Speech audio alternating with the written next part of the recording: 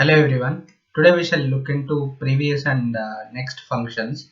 Where previous functions it returns for either previous day, month, or quarter or year. Where next related functions they result in next day, next month, next quarter, or next year functions.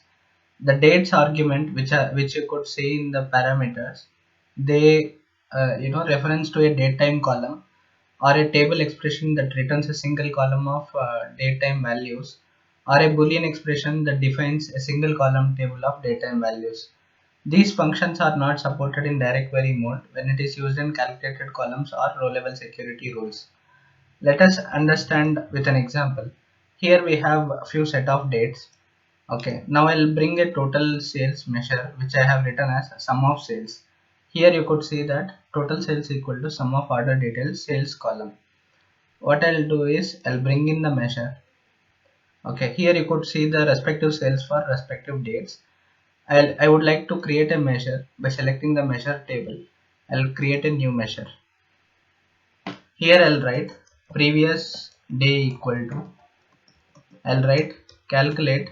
In the expression we shall use our measure which is total sales, comma. In the filter argument you could write previous day. Okay, in the dates column you could write calendar date and close the parenthesis, hit enter. Similarly, with respect to previous year, month, quarter, instead of previous day in the filter argument, you could use respective functions and provide the calendar date as respective dates. Okay, in this table, I'll bring the previous day measure which is being created. I'll add the data. I'll open the measure table. Let us bring the previous day measure.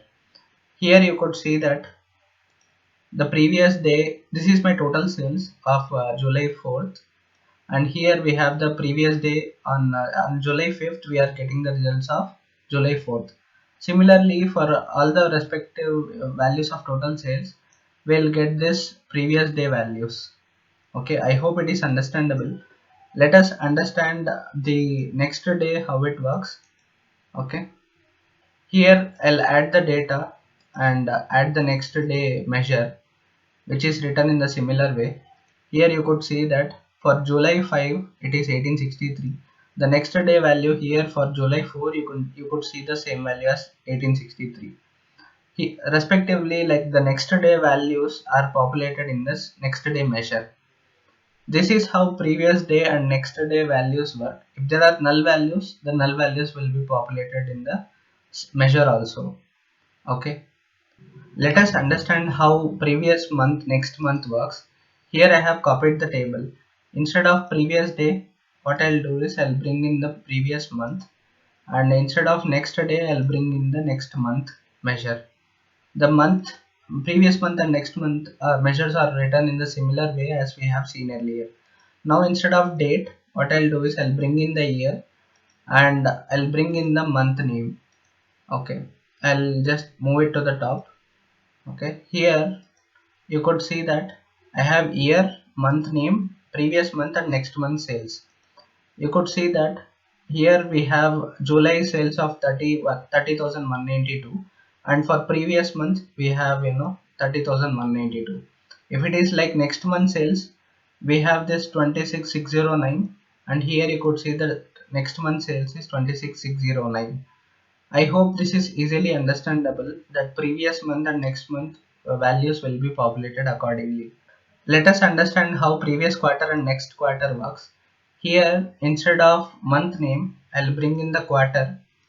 Okay, instead of previous month and next month, I'll bring previous quarter and next quarter measures which are written in the similar fashion. Okay, here I'll bring in the next quarter. Here you could see that this is my total sales with respect to the respective quarter, and then it is populated as previous quarter value for the next quarter in the measure. For the next quarter values, the respective values of next quarter will be populated in the current quarter of this measure. This is how previous quarter and next quarters would work. And finally, let us understand how previous year and next year works.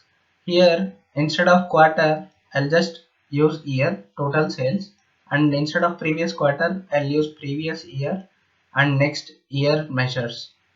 Okay, here you could see that for total sales of 2013, for the previous year we have in 2014 the respective value is populated. In the next year measure, you could see that 2014 value is populated in the 2013 row. Okay, this is how previous year and next year functions work when you make the similar measure as I have shown you. This is all for now. Thank you for watching, and we shall meet in the next video.